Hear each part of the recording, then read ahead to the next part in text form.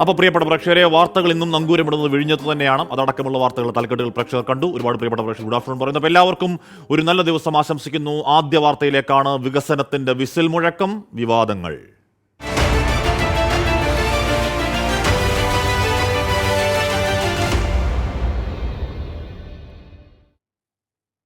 കേരളത്തിന്റെ സ്വപ്ന പദ്ധതി യാഥാർത്ഥ്യമായി. വിഴിഞ്ഞം രാജ്യാന്തര തുറമുഖത്ത് ചരക്കുനീക്ക ട്രയൽ റണ്ണിന് ഔദ്യോഗിക തുടക്കം. ലോകത്തെ രണ്ടാമത്തെ വലിയ കപ്പൽ കമ്പനിയായ മെർസക്കിന്റെ സാൻ ഫെർണാണ്ടോയെ തുറമുഖത്ത് ഔദ്യോഗികമായി സ്വാഗതം ചെയ്തു. 2028 സമ്പൂർണ്ണ തുറമുഖമായി വിഴിഞ്ഞം മാറും എന്ന് മുഖ്യമന്ത്രി പിണറായി വിജയൻ പ്രഖ്യാപിച്ചു.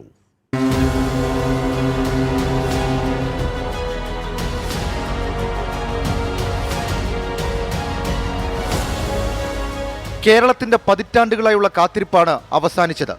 2015 നിർമ്മാണം ആരംഭിച്ച് 9 വർഷം കൊണ്ട് നിർമ്മാണം പൂർത്തിയാക്കി ഇന്ന് ഔദ്യോഗിക ചരക്ക് നീക്കത്തിന് തുടക്കം കുറിച്ചു. വിഴിഞ്ഞം തുറമുഖത്ത് ആദ്യ മദർഷിപ്പ് എത്തിയതിന്റെ ആഘോഷ സൂചകമായി ബഹുമാനപ്പെട്ട മുഖ്യമന്ത്രിയും ബഹുമാനപ്പെട്ട കേന്ദ്രമന്ത്രിയും മറ്റു വിശിഷ്ടാതിഥികളും ചേർന്ന് ബലൂണുകൾ പറത്തുന്ന ആ ആഘോഷ നിമിഷമാണ്. രാജ്യത്തെ ആദ്യ കണ്ടെയ്നർ ട്രാൻസ്ഷിപ്മെന്റ് പോർട്ട് എന്ന പ്രത്യേകതയുണ്ട് വിഴിഞ്ഞം തുറമുഖത്തിന്. ഇനി 3 മാസം നീളുന്ന ട്രയൽ റൺ നടക്കും. തുടർച്ചയായി മദർഷിപ്പുകളെത്തും. ട്രയൽ റൺ ആണെങ്കിലും ഓപ്പറേഷൻ ഇതോടെ ആരംഭിക്കുന്നുവെന്ന് മുഖ്യമന്ത്രി പിണറായി വിജയൻ. 17 കൊല്ലം മുൻപേ തന്നെ ഇതിനെ സമ്പൂർണ്ണമായി ഉപയോഗയോഗ്യമാക്കാൻ കഴിയുന്ന വിധത്തിൽ വേണ്ടത് ചെയ്യാൻ ഉള്ള കരാർ ഒപ്പിടാൻ പോവുകയാണ്. ഇത് നമ്മുടെ സംസ്ഥാനത്തിന്റെ മറ്റൊരു നേട്ടമായി കൂടി മാറുകയാണ്.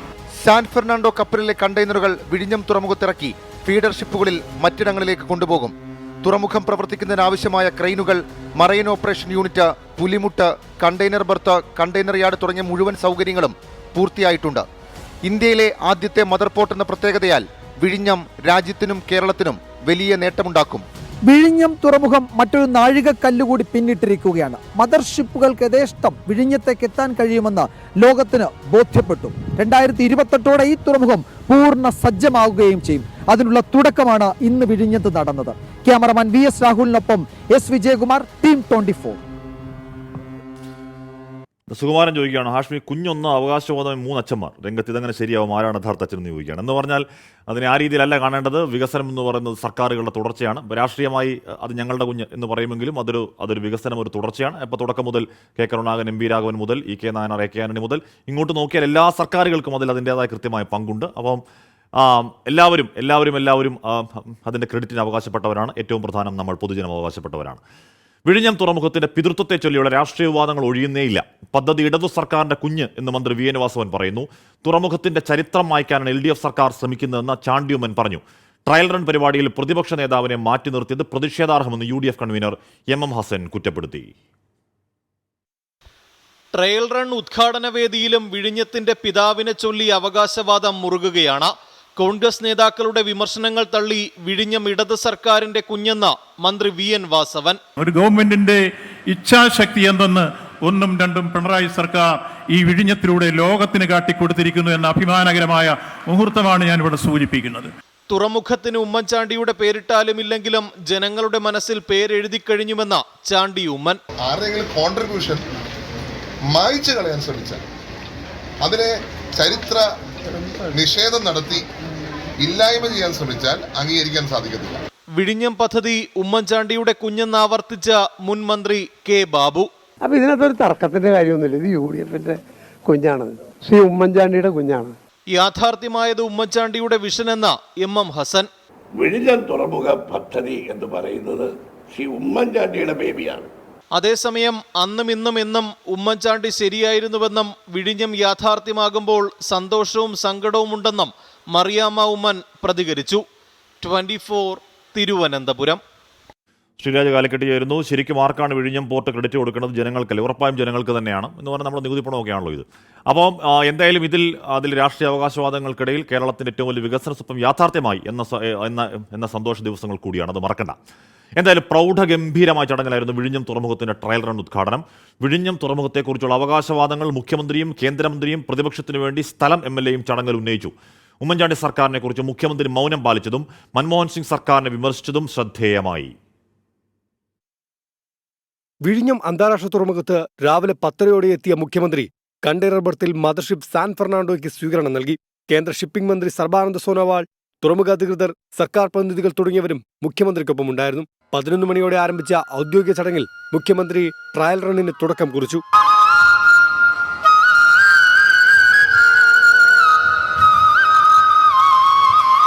വിഴിഞ്ഞത്തെ വികസനത്തെക്കുറിച്ച് എടുത്തു പറഞ്ഞ മുഖ്യമന്ത്രി മൻമോഹൻ സിംഗ് സർക്കാർ പദ്ധതിക്ക് അനുമതി നിഷേധിച്ചതിൽ വിമർശനമുയർത്തി.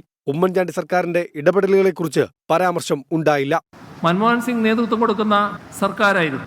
ആ സർക്കാർ അതിന് അനുമതി നിഷേധിച്ചു. സംസ്ഥാന സർക്കാരിന്റെ പ്രവർത്തനങ്ങളെ കേന്ദ്രമന്ത്രി സർബാനന്ദ സോനോവാൾ അഭിനന്ദിച്ചു. I would like to congratulate the government of Kerala for its initiative and leadership in setting up of a new benchmark in the country's maritime sector by creating a new greenfield world-class port in the country. തുറമുഖം യാഥാർത്ഥ്യമാകുന്നതിൽ ഉമ്മൻചാണ്ടിയുടെ സംഭാവനകൾ Kovalam MLA M. Vincent എടുത്തു പറഞ്ഞു. പ്രതിപക്ഷ നേതാവ് കൂടി പരിപാടിയിൽ ഉണ്ടാകേണ്ടതായിരുന്നുവെന്ന് M. Vincent. ഇന്നത്തെ ഈ വേദിയിൽ കേരളത്തിന്റെ പ്രതിപക്ഷ നേതാവിന്റെ സാന്നിധ്യം കൂടി ഉണ്ടായിരുന്നുവെങ്കിൽ തീർച്ചയായും അത് കൂടുതൽ മനോഹരമായി മാറുമായിരുന്നു എന്ന് ഞാൻ ഈ അവസരത്തിൽ ഓർക്കുകയാണ്. തീർച്ചയായും ഇത്തരം കാര്യങ്ങൾ നമ്മൾ കുറെ കൂടി ശ്രദ്ധിക്കണമെന്ന്. 30 വർഷത്തെ സ്വപ്ന സാക്ഷാത്കാരമെന്ന് കരടദാനി. I extend my deep gratitude on behalf of the Adani Group and on my own behalf to you, Honorable Chief Minister Shri Pinarayi Vijayan ji.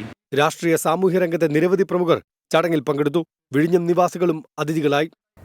രാഷ്ട്രീയ വാദപ്രതിവാദങ്ങൾ തുടരുക തന്നെ ചെയ്യും. വിഴിഞ്ഞം അതിന്റെ വികസന യാത്ര തുടരുകയാണ്. ട്രയൽ റണ്ണിന് ആരംഭം. ഇനി കപ്പലുകളുടെ കാലം. VS മനീഷിനൊപ്പം അഖിൽ ഷാ അൻസാർ, 24 തിരുവനന്തപുരം. എസ് വിജയകുമാർ ഉദ്യോഗം ചേരുന്നു. വിജയകുമാർ, ഉമ്മൻചാണ്ടിയെ പറ്റിയുള്ള പരാമർശമില്ലാതിരിക്കൽ, കരുണാനിധി ഉമ്മൻചാണ്ടിയെ പരാമർശിക്കൽ നേരത്തെ എന്തുകൊണ്ട് എതിർത്തു എന്നുള്ളതിനൊരു പരോക്ഷ ന്യായീകരണം മുഖ്യമന്ത്രിയുടെ വക. M. വിൻസെന്റ് ചിരിച്ചുകൊണ്ട് അദ്ദേഹത്തിന്റെ അതിർത്തിയും വിയോജിപ്പും തുറന്നു പറയൽ എന്ന് പറഞ്ഞാൽ ഇന്നത്തെ വേദിയിലെ രാഷ്ട്രീയ പ്രതികരണങ്ങൾക്കപ്പുറം വരും മണിക്കൂറുകൾ കൂടി രാഷ്ട്രീയ ചർച്ചയ്ക്ക് തുടക്കമിടാവുന്ന ചില പ്രതികരണങ്ങൾ കൂടി കണ്ടു ഇന്നവിടെ. വിജയകുമാർ. ഹാഷ്മി, തീർച്ചയായും അത് തന്നെയാണ്. നമ്മൾ ഒരു വലിയ വികസന പദ്ധതിയുടെ വളരെ അതിന്റെ തുടക്കത്തിലെ ഒരു നിർണായക ദിവസമായിരുന്നു യഥാർത്ഥത്തിൽ ഇന്ന്. വിഴിഞ്ഞം തുറമുഖം ഒരു നാഴികക്കല്ല് പിന്നിടുന്ന ദിവസം. ആ പ്രൗഢിയും ഗാംഭീര്യവും ഒക്കെ വേദിയിലും സദസ്സിലും ഒക്കെ ഉണ്ടായിരുന്നു. ഉറപ്പായും നമ്മൾ പലപ്പോഴും പറഞ്ഞിട്ടുണ്ടല്ലോ, കേരളത്തിലെ വലിയ വികസന പദ്ധതികൾ എക്കാലത്തും രാഷ്ട്രീയ ചർച്ചകൾക്കും രാഷ്ട്രീയ വിവാദങ്ങൾക്കും വഴിവെച്ചിട്ടുണ്ട്. അത് തന്നെയാണ് നമ്മൾ വേദിയിൽ ഇന്ന് കേട്ടതും. ഈ പദ്ധതിയുടെ ക്രെഡിറ്റ് ആർക്ക് എന്നതിനെ ചൊല്ലി പുറത്ത് നടക്കുന്ന ചർച്ച യഥാർത്ഥത്തിൽ ഇന്ന് ഈ ട്രയൽ റണ്ണിന് തുടക്കം കുറിക്കുന്ന വേദിയിലും പ്രതിഫലിച്ചു. ഇതാദ്യം സംസാരിച്ചു തുടങ്ങിയ തുറമുഖ വകുപ്പിന്റെ ചുമതലയുള്ള മന്ത്രി VN വാസവൻ തുടങ്ങി. അദ്ദേഹം ഏത് സാഹചര്യത്തിലായിരുന്നു LDFന്റെ കാലത്ത് ഇക്കാര്യത്തിൽ സമരം നടന്നത്, LDF ഈ വിഷയത്തിൽ സമരം നടത്തിയത്, UDFന്റെ കരാറിനോടുണ്ടായിരുന്ന വിയോജിപ്പ്, അത്തരം കാര്യങ്ങളെപ്പറ്റി പരോക്ഷമായി പരാമർശിച്ച് ഒരു വിമർശന വിധേയമാക്കി കടന്നുപോയി. ഒരു വഴിയൊരുക്കലാണ് അദ്ദേഹം ചെയ്തത്. പിന്നീട് മുഖ്യമന്ത്രി പിണറായി വിജയൻ അക്കാര്യം അത് കുറെ കൂടി ഊന്നി പറയുകയും ചെയ്തു. ഈ ഒരു ചൈനീസ് കമ്പനി ഇതിൽ ഇടം പിടിച്ചതിന്റെ പേരിൽ, കൺസോർഷ്യത്തിൽ ഇടം പിടിച്ചതിന്റെ പേരിൽ പദ്ധതിക്കുള്ള അനുമതി റദ്ദാക്കപ്പെട്ട മൻമോഹൻ സിംഗ് സർക്കാരിന്റെ കാലത്തെ പറ്റിയും ഇതിനിടയിൽ പരാമർശമുണ്ടായി. പക്ഷേ കേന്ദ്ര സർക്കാരിന്റെ വലിയ പിന്തുണ പലപ്പോഴും ഇതിനുണ്ടായി എന്ന് മുഖ്യമന്ത്രി പിണറായി വിജയൻ പറഞ്ഞപ്പോഴും ഉമ്മൻചാണ്ടി സർക്കാരിന്റെ കാലത്ത് ഉണ്ടായ ഇടപെടലുകളെ പറ്റി പേരെടുത്തു പറഞ്ഞൊരു പരാമർശം ഉണ്ടായില്ല എന്നത് വളരെ ശ്രദ്ധേയമായിരുന്നു. കഴിഞ്ഞ കുറേ ദിവസങ്ങളായി നടക്കുന്ന ചർച്ചകളിൽ ആ പേര് എങ്ങനെ ഇവിടെ പരാമർശിക്കുമെന്നതിനെ പറ്റിയുള്ള എന്നതായിരുന്നു ഒരു കൗതുകമായി വന്നത്. പക്ഷേ ആ പേര് അദ്ദേഹം ഇവിടെ പരാമർശിച്ചില്ല എന്നത് ശ്രദ്ധേയമായി. പക്ഷേ കരൺ അദാനി, ഈ അദാനി പോർട്ടിന്റെ ഡയറക്ടറായ കരൺ അദാനി ഉമ്മൻചാണ്ടിയെ സ്മരിച്ചു എന്നതും മറ്റൊരു കൗതുകമായിരുന്നു. അദ്ദേഹം ഈ പദ്ധതിയുമായി ബന്ധപ്പെട്ട ഇതിൽ പങ്കാളികളായവരുടെ പേര് പറഞ്ഞ കൂട്ടത്തിലാണ്. ചുരുക്കം ചില പേരുകളെ പരാമർശിച്ചുള്ള അതിൽ ഉമ്മൻചാണ്ടിയുടെ പേര് പരാമർശ വിഷയമാവുകയും ചെയ്തു. പിന്നീട് M. വിൻസെന്റ് MLA അദ്ദേഹം ഈ ചടങ്ങിൽ പങ്കെടുക്കുമോ എന്ന് സംശയമുണ്ടായിരുന്നു. പക്ഷേ ഇതിൽ UDF ഒരു ബഹിഷ്കരണ ആഹ്വാനമൊന്നും നൽകാത്ത സാഹചര്യത്തിൽ അദ്ദേഹം ഈ ചടങ്ങിന്റെ ഉദ്ഘാടന ചടങ്ങിന്റെ ഭാഗമാവുകയും ചെയ്തു. പ്രതിപക്ഷ നേതാവ് കൂടി ഈ ചടങ്ങിൽ പങ്കെടുത്തിരുന്നുവെങ്കിൽ അത് കുറെ കൂടി ഗംഭീരമാകുമായിരുന്നു എന്നാണ് M. വിൻസെന്റ് പറഞ്ഞത്. കാരണം ഇത് സർക്കാരുകൾ എന്നത് തുടർച്ചയാണ്. ഒരു സർക്കാർ ചെയ്യുന്നത് അടുത്ത സർക്കാർ ഏറ്റെടുത്ത് മുന്നോട്ട് പോകുന്നു. അതുപോലെ ഗവൺമെന്റ് എന്ന തുടർച്ചയാണ്, അതുകൊണ്ട് ആ തുടർച്ച ഇവിടെയും ഉണ്ടാകേണ്ടതായിരുന്നു എന്ന് അദ്ദേഹം സൂചിപ്പിക്കുകയും ചെയ്തു. അദ്ദേഹവും ഉമ്മൻചാണ്ടി വിഴിഞ്ഞം പദ്ധതി നടപ്പാക്കാൻ നടത്തിയ ഇടപെടലുകളെ പറ്റിയാണ് അദ്ദേഹത്തിന്റെ പ്രസംഗത്തിൽ, ഹ്രസ്വമായ പ്രസംഗത്തിൽ കൂടുതൽ ഉണ്ടായിരുന്നത്. എന്തായാലും സംഭവബഹുലമായിരുന്നു. കേരളത്തിൽ കാത്തിരിക്കുന്ന ഒരു വലിയ വികസന പദ്ധതി അതിന്റെ നിർണായക ചുവട് വെക്കുന്ന ദിവസവും രാഷ്ട്രീയ വിവാദങ്ങൾ കൊണ്ട് ആ വേദിയും സമ്പന്നമായിരുന്നു. നേതാക്കളുടെ പരാമർശങ്ങളിലൊക്കെ അത് നിറഞ്ഞു നിന്നിരുന്നു. ഓക്കെ, എസ് വിജയകുമാറാണ് വിഴിഞ്ഞത്ത് നിന്ന് വാർത്തയുടെ ഏറ്റവും പുതിയ വിവരങ്ങൾ നൽകിയത്. എന്തായാലും വിഴിഞ്ഞത്തെത്തിയ ആദ്യ മദർഷിപ്പ് സാൻ ഫെർണാണ്ടോ ഇന്ന് മടങ്ങിയേക്കില്ല. കൂടുതൽ സമയമെടുത്താണ് കപ്പലിൽ നിന്ന് കണ്ടെയ്നറുകൾ ഇറക്കുന്നത്. ഫീഡർ കപ്പലുകൾ വരുന്ന സമയത്തിലും മാറ്റമുണ്ടാകാനാണ് സാധ്യത. ഇന്നുച്ചയോടെ മുഴുവൻ കണ്ടെയ്നറുകളും ഇറക്കി യൂറോപ്പിലേക്ക് തിരിക്കുന്നതായിരുന്നു സാൻ ഫെർണാണ്ടോയുടെ ഷെഡ്യൂൾ. എന്നാൽ തുറമുഖത്തെ ഓരോ ക്രെയിനുകളും പരിശോധിച്ച് കൂടുതൽ സമയമെടുത്താണ് ഓരോ കണ്ടെയ്നറുകളും ഇറക്കുന്നത്. കണ്ടെയ്നറുകൾ ഇറക്കി കപ്പൽ തുറമുഖം വിടാൻ നാളെയാകുമെന്നാണ് സൂചന. മദർഷിപ്പ് തുറമുഖത്തിറക്കുന്ന കണ്ടെയ്നറുകൾ കൊൽക്കത്ത, മുംബൈ, ഗുജറാത്ത് തുറമുഖങ്ങളിലേക്കാണ് കൊണ്ടുപോകേണ്ടത്. ഇതിനായി നാളെയും മറ്റന്നാളും മുന്ദ്ര, കൊളംബോ തുറമുഖങ്ങളിൽ നിന്ന് ഫീഡർ കപ്പലുകളെത്തും എന്നാണ് അറിയിച്ചിരുന്നത്. എന്നാൽ മദർഷിപ്പ് തിരിച്ചു പോകാൻ വൈകുന്നത് ഫീഡർ കപ്പലുകളെയും വൈകിപ്പിക്കും. ലോകത്തിലെ ഏറ്റവും വലിയ ഷിപ്പിംഗ് കമ്പനിയായ MSCയുടെ 400 മീറ്റർ മദർഷിപ്പും 2 ആഴ്ചയ്ക്കുള്ളിൽ വിഴിഞ്ഞത്തെത്തുമെന്ന് തുറമുഖ അധികൃതർ അറിയിച്ചു. അഖിൽ ഷാ അൻസാർ, 24 തിരുവനന്തപുരം. പനി ബാധിച്ച് ആളുകൾ മരിക്കുന്നു. പലതരം പനികളാണ് പനിവാർത്തയിൽ ഉണ്ട്. ശ്രീരാജ് കാലിക്കട്ട് ചോദിക്കുകയാണ്. അതിന് മുമ്പ് 1-2 വാർത്തകൾ കൂടി നോക്കാം. ഡൽഹി മദ്യനയ അഴിമതി കേസിൽ മുഖ്യമന്ത്രി അരവിന്ദ് കെജ്രിവാൾ ആശ്വാസം. ED രജിസ്റ്റർ ചെയ്ത കേസിൽ സുപ്രീം കോടതി കെജ്രിവാളിന് ഇടക്കാല ജാമ്യം അനുവദിച്ചു. EDയുടെ അറസ്റ്റ് നിയമവിരുദ്ധം എന്ന ഹർജിയിലെ നിയമ വിഷയങ്ങൾ 3-അംഗ ബെഞ്ചിന് വിട്ടു. EDയുടെ അറസ്റ്റിനെ ചോദ്യം ചെയ്ത് ഡൽഹി മുഖ്യമന്ത്രി അരവിന്ദ് കെജ്രിവാൾ നൽകിയ ഹർജിയിലാണ് സുപ്രീം കോടതി ഇടക്കാല ജാമ്യം അനുവദിച്ചത്. ജസ്റ്റിസ് സഞ്ജീവ് ഖന്ന, ജസ്റ്റിസ് ദിബാങ്കർ ദത്ത എന്നിവരടങ്ങിയ ബെഞ്ചാണ് ഹർജി പരിഗണിച്ചത്. നിയമപരമായ കാര്യങ്ങൾ പാലിക്കാതെയാണ് ED കസ്റ്റഡിയിലെടുത്തതെന്നും അതിനാൽ അറസ്റ്റ് നിയമവിരുദ്ധമാണെന്നുമാണ് കെജ്രിവാൾ ചൂണ്ടിക്കാണിച്ചത്. 2-അംഗ ബെഞ്ചിന് തീരുമാനമെടുക്കാൻ കഴിയുന്ന വിഷയങ്ങളല്ല ഇതെന്നും വിശദമായ പരിശോധനകൾ ആവശ്യമാണെന്നും വ്യക്തമാക്കിയാണ് ഹർജി 3-അംഗ ബെഞ്ചിന് വിട്ടത്. 3-അംഗ ബെഞ്ച് തീരുമാനമെടുക്കും വരെ കെജ്രിവാളിന് ഇടക്കാല ജാമ്യം അനുവദിച്ചു. കെജ്രിവാൾ ജനങ്ങളാൽ തെരഞ്ഞെടുക്കപ്പെട്ട നേതാവാണ്. അതിനാൽ സ്ഥാനമൊഴിയാൻ ആവശ്യപ്പെടാനാകില്ലെന്നും ഇക്കാര്യം കെജ്രിവാളാണ് തീരുമാനിക്കേണ്ടതെന്നും കോടതി നിരീക്ഷിച്ചു. ഇടക്കാല ജാമ്യം ലഭിച്ചെങ്കിലും CBI കേസിൽ ജുഡീഷ്യൽ കസ്റ്റഡിയിലായതിനാൽ കെജ്രിവാൾ തിഹാർ ജയിലിൽ തുടരും. CBI കേസിൽ ജാമ്യം ലഭിച്ചാൽ മാത്രമേ പുറത്തിറങ്ങാനാകൂ. സത്യത്തെ വളച്ചൊടിക്കാമെങ്കിലും തോൽപ്പിക്കാനാകില്ലെന്ന് വിധിയോട് ആം ആദ്മി നേതൃത്വം പ്രതികരിച്ചു. ഇടക്കാല ജാമ്യം ലഭിച്ചതിന് കേസിൽ നിന്നും അരവിന്ദ് കെജ്രിവാളിനെ വെറുതെ വിട്ടെന്ന അർത്ഥമില്ലെന്നാണ് BJPയുടെ പ്രതികരണം. 24 ഡൽഹി. പി രാജി പറയുകയാണ്, പ്രതിപക്ഷ നേതാവിനെ ക്ഷണിക്കാത്തത് വിവാദമാക്കേണ്ടതില്ല. പൊതുമാനദണ്ഡങ്ങൾ വെച്ചായിരിക്കാം വകുപ്പ് ആളുകളെ ക്ഷണിച്ചത്. എല്ലാവരും ഒരുമിച്ച് നിൽക്കേണ്ട സന്ദർഭമാണിത് എന്ന് പറയുകയാണ്. പക്ഷേ ഉറപ്പായും പ്രതിപക്ഷ നേതാവിനെ ക്ഷണിക്കാത്തത് UDF അതുപോലെ ചർച്ചയാക്കുന്നു. രാഷ്ട്രീയ ചർച്ചയിലേക്ക് സ്വാഭാവികമായും അത് പോകുമല്ലോ. സൗദി ജയിലിൽ കഴിയുന്ന കോഴിക്കോട് ഫറൂഖ് സ്വദേശി അബ്ദുൾ റഹീമിന്റെ മോചനം ഉടൻ. വധശിക്ഷ റദ്ദാക്കിയ ഉത്തരവ് കോടതി ഗവർണറേറ്റിനും പബ്ലിക് പ്രോസിക്യൂഷനും കൈമാറി. മോചനത്തിന് ശേഷം അബ്ദുൾ റഹീം നാട്ടിലേക്ക് തിരിക്കും. മോചനദ്രവ്യമായ 15 മില്യൺ റിയാൽ സൗദി കുടുംബത്തിന് കൈമാറിയ ശേഷം റിയാദ് ജയിലിൽ കഴിയുന്ന അബ്ദുറഹീമിന്റെ മോചനവുമായി ബന്ധപ്പെട്ട നടപടിക്രമങ്ങൾക്ക് വേഗം കൂടി. അബ്ദുറഹീമിന്റെ വധശിക്ഷ റദ്ദാക്കിയ കോടതി വിധിയുടെ പകർപ്പ് കോടതി ഗവർണറേറ്റിന് കൈമാറി. അബ്ദുറഹീമിന്റെ പേരിൽ മറ്റെന്തെങ്കിലും കേസുകളുണ്ടോ എന്ന് ഇനി പബ്ലിക് പ്രോസിക്യൂഷൻ പരിശോധിക്കും. ഇല്ല എന്ന് വ്യക്തമായാൽ ഇതു സംബന്ധമായ രേഖകൾ പ്രോസിക്യൂഷൻ കോടതിക്ക് കൈമാറും. ശേഷം ഇരു വിഭാഗങ്ങളുടെയും അഭിഭാഷകരുമായുള്ള സിറ്റിംഗ് വീണ്ടും കോടതിയിലുണ്ടാകും. ഇതിനു ശേഷമാകും മോചനത്തിനുള്ള കോടതിയുടെ ഉത്തരവുണ്ടാവുക. ഈ നടപടിക്രമങ്ങളെല്ലാം പെട്ടെന്ന് തന്നെ ഉണ്ടാകുമെന്നാണ് പ്രതീക്ഷ. മോചനത്തിനുള്ള ഉത്തരവ് ഏത് സമയവും പ്രതീക്ഷിക്കാമെന്ന് റിയാദിലെ നിയമസഹായ സമിതി അറിയിച്ചു. ഉത്തരവ് വന്നാൽ 18 വർഷത്തെ ജയിൽവാസത്തിന് ശേഷം അബ്ദുറഹീം മോചിതനാകും. ആഭ്യന്തര മന്ത്രാലയത്തിന്റെയും ഇന്ത്യൻ എംബസിയുടെയും സഹായത്തോടെ നാട്ടിലെത്താനുള്ള സാഹചര്യം ഒരുക്കുകയും ചെയ്യും. ജലീൽ കണ്ണമംഗലം, 24 ജിദ്ദ. സംസ്ഥാനത്ത് ഇതുവരെ 8 പേർക്ക് കോളറ സ്ഥിരീകരിച്ചു. തിരുവനന്തപുരത്ത് 7 പേർക്കും കാസർഗോഡ് ഒരാൾക്കുമാണ് കോളറ സ്ഥിരീകരണം. ആശുപത്രിയിൽ ചികിത്സയിൽ കഴിയുന്നവരുടെ ആരോഗ്യനില തൃപ്തികരമാണ്. 14 പേർ തിരുവനന്തപുരത്ത് കോളറ ലക്ഷണങ്ങളോടെ മെഡിക്കൽ കോളേജിൽ ചികിത്സയിലുണ്ട്. കൂടുതൽ പേരുടെ കോളറ പരിശോധനാ ഫലം ഇന്ന് പുറത്തു വന്നേക്കും. ഇതിലെ പ്രശ്നം കോളറ ബാധയുടെ ഉറവിടം ആരോഗ്യവകുപ്പിന് കണ്ടെത്താനായിട്ടില്ല എന്നുള്ളതാണ് ആശങ്ക. പകർച്ചപ്പനി ബാധിക്കുന്നവരുടെ എണ്ണത്തിൽ വലിയ വർധനവുണ്ട്. ഇന്നലെ പകർച്ചപ്പനി ബാധിച്ച് 13,196 പേർ ചികിത്സ തേടി. 3 പനി മരണങ്ങളും സംസ്ഥാനത്ത് റിപ്പോർട്ട് ചെയ്തു. പോലീസ് അസോസിയേഷന്റെ ഓൺലൈൻ മീറ്റിംഗിനിടെ പോലീസുകാരുടെ അസഭ്യവർഷം. സംസ്ഥാന പ്രസിഡന്റ് സംസാരിക്കുന്നതിനിടയിലായിരുന്നു തെറിവിളി ഉണ്ടായത്. ലിങ്ക് ചോർത്തിയെടുത്ത് അനധികൃതമായി മീറ്റിംഗിൽ കയറിയായിരുന്നു പോലീസുകാരുടെ ചീത്തവിളി. കഴിഞ്ഞ ചൊവ്വാഴ്ച രാത്രിയാണ് വിവാദങ്ങൾക്ക് ആധാരമായ സംഭവം. കേരള പോലീസ് അസോസിയേഷന്റെ സമ്മേളന നടപടികൾ വിശദീകരിക്കുന്നതിനായി വിളിച്ച ഓൺലൈൻ യോഗം കണ്ണൂർ സിറ്റി സൈബർ പോലീസ് സ്റ്റേഷനിലെ SI-മാരായ പ്രജീഷ്, സജി ഫിലിപ്പ് എന്നിവരാണ് അനധികൃതമായി മീറ്റിംഗിൽ കയറി അസഭ്യവർഷം നടത്തിയത്. പോലീസുകാരുടെ ജോലി സമ്മർദ്ദം കുറയ്ക്കാനായി സംഘടന ഒന്നും ചെയ്യുന്നില്ലെന്നാരോപിച്ചായിരുന്നു രോഷപ്രകടനവും തെറിവിളിയും. ദൃശ്യങ്ങൾ പ്രചരിച്ചതോടെ സംഭവത്തിൽ സ്പെഷ്യൽ ബ്രാഞ്ച് അന്വേഷണം തുടങ്ങി. മദ്യലഹരിയിൽ ഔദ്യോഗിക കമ്പ്യൂട്ടർ ദുരുപയോഗം ചെയ്തുവെന്നും ആരോപണമുണ്ട്. ഇരുവർക്കുമെതിരെ നടപടിയുണ്ടായേക്കുമെന്നാണ് സൂചന. 24 കണ്ണൂർ. ഇപ്പോൾ തിരുവനന്തപുരത്ത് PSC കോഴ ആരോപണവുമായി ബന്ധപ്പെട്ട് യുവമോർച്ചയോട് ഒരു പ്രതിഷേധം നടക്കുന്നു. അതിൽ ചെറിയ തോതിൽ സംഘർഷത്തിലേക്ക് എത്തുന്ന കാര്യങ്ങളാണ് മനസ്സിലാക്കേണ്ടത്. ബാരിക്കേഡ് തള്ളിമറിച്ചിട് ഇടാനുള്ള ശ്രമങ്ങൾ പോലെയുള്ള പതിവ് സമര രീതികളിലേക്ക് കടക്കുന്ന യുവമോർച്ച പ്രവർത്തകർ. അലക്സ് റാമു ചേരുന്നു. അലക്സ്, എന്താണ് യുവമോർച്ചയുടെ പ്രതിഷേധ കാരണം? ഇത് പോലീസ് അന്വേഷണത്തിലേക്ക് വിടണം എന്നുള്ളതാണ്.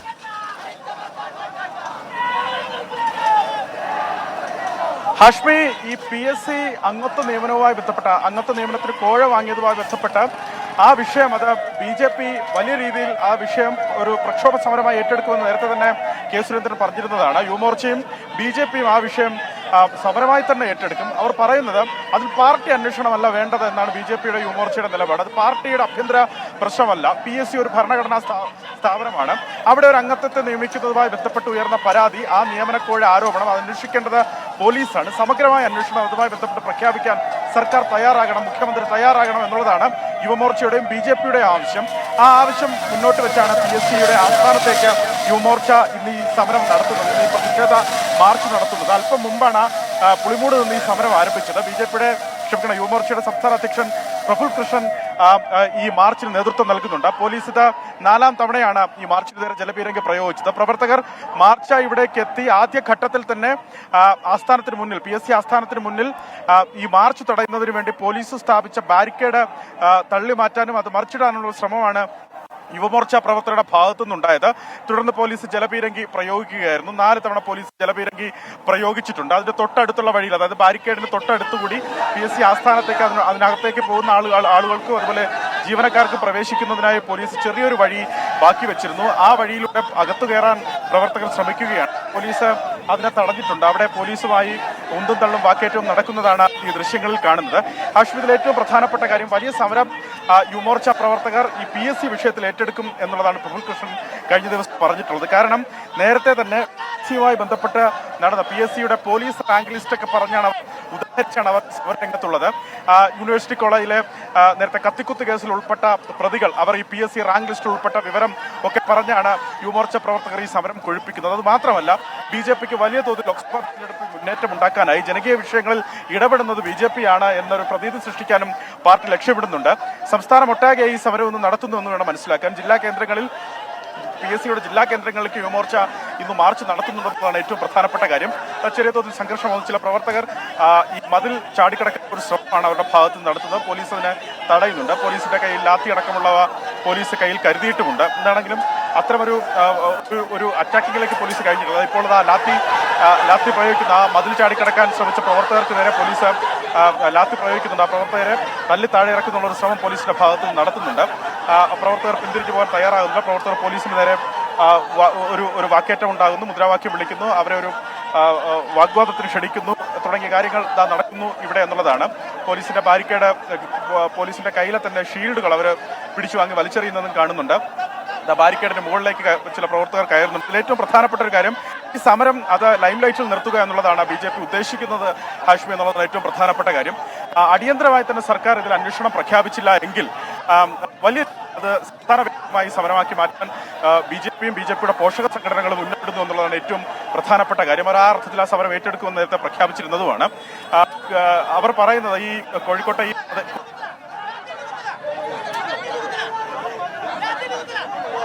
PSC കോഴാരോപണത്തിലാണ് PSC ആസ്ഥാനത്തേക്ക് യുവമോർച്ചയുടെ പ്രതിഷേധ മാർച്ച്. സംഘർഷത്തിലേക്കൊക്കെ പോയി കാര്യങ്ങൾ. പ്രഫുൽ കൃഷ്ണൻ അടക്കമുള്ളവർ ആ സമരത്തിന് മുൻനിരയിലുണ്ട്. ബാരിക്കേഡ് ഭേദിക്കാൻ ശ്രമിച്ച പ്രവർത്തകർക്ക് നേരെ പോലീസ് ജലപീരങ്കി പ്രയോഗിച്ചു. ചെറിയ തോതിലുള്ള ലാത്തി പ്രയോഗം ഉണ്ടായി. നമുക്കറിയാം, കഴിഞ്ഞ കുറേയധികം നാളെ പോലീസ് അങ്ങനെ വലിയ ലാത്തി പ്രയോഗങ്ങളിലേക്ക് കാര്യങ്ങൾ പോകാറില്ല. യൂത്ത് കോൺഗ്രസ് സമരമാവട്ടെ, KSUവിന്റെ സമരമാവട്ടെ, ഏറ്റവും കൂടുതൽ SFയുടെ സമരമാവട്ടെ, ഇപ്പോൾ യുവമോർച്ച സമരത്തിനൊന്നും വലിയ ലാത്തി പ്രകോപനം ഉണ്ടായാലും ലാത്തി പ്രയോഗത്തിലേക്ക് പോലീസ് പോകുമെന്ന് നമ്മൾ കാണുന്നില്ല. അത് ഉണ്ടാവാതിരിക്കട്ടെ, മടികളുണ്ട കാര്യമില്ല. എന്തായാലും PSC ആസ്ഥാനത്തേക്കാണ് ബാരിക്കേഡ് ഭേദിച്ചുകൊണ്ടുള്ള യുവമോർച്ചയുടെ പ്രതിഷേധം. PSC ആ കോഴിക്കോട്ട് ഉയർന്നു വന്ന കോഴ, അതിൽ അന്വേഷണം പ്രഖ്യാപിക്കുന്നില്ലെങ്കിൽ ആ സമരം വലിയ തോതിൽ മുന്നോട്ട് കൊണ്ടുപോകുമെന്ന് ഇന്നലെ പ്രഫുൽ കൃഷ്ണൻ പ്രഖ്യാപിച്ചിരുന്നു. തുടർച്ചയിലാണ് യുവമോർച്ചയുടെ മാർച്ച്. അതിനിടെ CPM കോഴിക്കോട് ജില്ലാ സെക്രട്ടറിയുടെ നിർണായക യോഗം നാളെയാണ്. ഈ PSC കോഴ വിവാദത്തിനിടയിലാണ് പാർട്ടിക്ക് വിശദീകരണം നൽകിയ ഏരിയ കമ്മിറ്റി അംഗം പ്രമോദ് കോട്ടൂളിക്കെതിരെ നടപടിയെടുക്കുമെന്നതിൽ നാളെ തീരുമാനമുണ്ടായേക്കും. PSC കോഴ പോലീസും CPIM ചേർന്ന് ഒത്തുതീർപ്പാക്കി എന്ന് UDF കൺവീനർ MM ഹസൻ ആരോപിച്ചു. PSC കോഴ ആരോപണം പുറത്തു വന്ന ശേഷം ആദ്യമായാണ് CPIM ജില്ലാ സെക്രട്ടേറിയറ്റ് ജില്ലാ കമ്മിറ്റി യോഗങ്ങൾ ചേരുന്നത്. കഴിഞ്ഞ ദിവസം അവൈലബിൾ ജില്ലാ സെക്രട്ടേറിയറ്റ് ചേർന്നാണ് ആരോപണ വിധേയനായ പ്രമോദ് കോട്ടൂളിയോട് വിശദീകരണം തേടിയത്. പ്രമോദ് കോട്ടൂളി ഇന്നലെ ഇതിൽ വിശദീകരണം നൽകുകയും ചെയ്തു. പാർട്ടി അന്വേഷണ കമ്മീഷന്റെ റിപ്പോർട്ടും ആരോപണ വിധേയന്റെ വിശദീകരണം കൂടി പരിശോധിച്ച ശേഷമാകും പാർട്ടി നടപടി ഉണ്ടാവുക. പ്രാഥമിക അംഗത്വം നിലനിർത്തി CI2 ജില്ലാ സെക്രട്ടറി സ്ഥാനങ്ങളിൽ നിന്നും ഉൾപ്പെടെ പ്രമോദ് കോട്ടൂളിയെ നീക്കാനാണ് സാധ്യത. അതേസമയം കോഴ ആരോപണം പാർട്ടിയാണ് അന്വേഷിക്കേണ്ടതെന്ന് UDF കൺവീനർ MM ഹസൻ ചോദിച്ചു. ഇതുപോലുള്ളൊരു കോഴ ആരോപണം ഉയർന്നു വന്നാൽ പോലീസ് കേസ് രജിസ്റ്റർ ചെയ്യണ്ടേ? പോലീസ് അന്വേഷിക്കണ്ടേ? പോലീസിന്റെ പ്രാഥമികമായ ഉത്തരവാദിത്വമല്ലേ FIR എടുത്ത് പോലീസ് കേസ് ചാർജ് ചെയ്യണ്ടേ? എന്നാൽ നിലവിലുള്ള പുകമറ നീക്കി യഥാർത്ഥ വസ്തുതകൾ പുറത്തു കൊണ്ടുവരണമെന്ന ആവശ്യം പാർട്ടിക്കുള്ളിലും ശക്തമാണ്. 24 കോഴിക്കോട്. രോഗിയുമായി ആലപ്പുഴ വണ്ടാനം മെഡിക്കൽ കോളേജ് ആശുപത്രിയിലേക്ക് പോയ ആംബുലൻസിനെ മുന്നിൽ കാർ നിർത്തിയിട്ട് യുവാക്കളുടെ വെല്ലുവിളി. കായംകുളത്തിനടുത്ത് താമരക്കുളം വയ്യാങ്കരയിലാണ് സംഭവം. ശൂരനാട് സ്വദേശികളായ യുവാക്കളാണ് യാത്ര തടസ്സപ്പെടുത്തും വണ്ണം കാർ ഓടിച്ചതും കയ്യേറ്റ നീക്കമൊക്കെ നടത്തിയതും. ഇന്നലെ ഉച്ചയ്ക്കാണ് നടു റോഡിൽ യുവാക്കൾ ആംബുലൻസിന് സൈഡ് നൽകാതെ കാർ ഓടിച്ചത്. ആനയടിയിൽ നിന്ന് സ്ട്രോക്ക് ഉണ്ടായ രോഗിയുമായി ആലപ്പുഴ വണ്ടാനം മെഡിക്കൽ കോളേജ് ആശുപത്രിയിലേക്ക് പോവുകയായിരുന്നു ആംബുലൻസ്.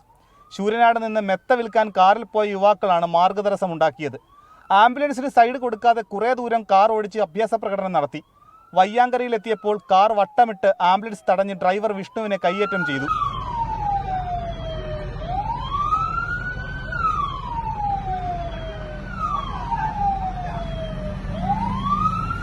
ഡ്രൈവർ വിഷ്ണു രോഗിയെ മെഡിക്കൽ കോളേജ് ആശുപത്രിയിൽ എത്തിച്ച ശേഷം വൈകിട്ട് തിരികെ എത്തി നൂറനാട് പോലീസിൽ പരാതി നൽകി. തുടർന്ന് പോലീസ് ദൃശ്യങ്ങളടക്കം ശേഖരിച്ചു.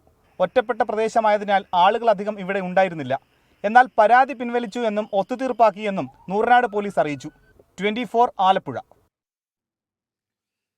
എങ്ങനെയാണ് ഒത്തുതീർപ്പായത്, രോഗിയുടെ അവസ്ഥ എന്താണ് എന്നൊരു പ്രേക്ഷകൻ സാബു എന്ന പ്രേക്ഷകൻ ചോദിക്കുന്നുണ്ടായിരുന്നു. അത് അല്പസമയത്ത് അന്വേഷണം പറയുകയും ചെയ്യാം കേട്ടോ.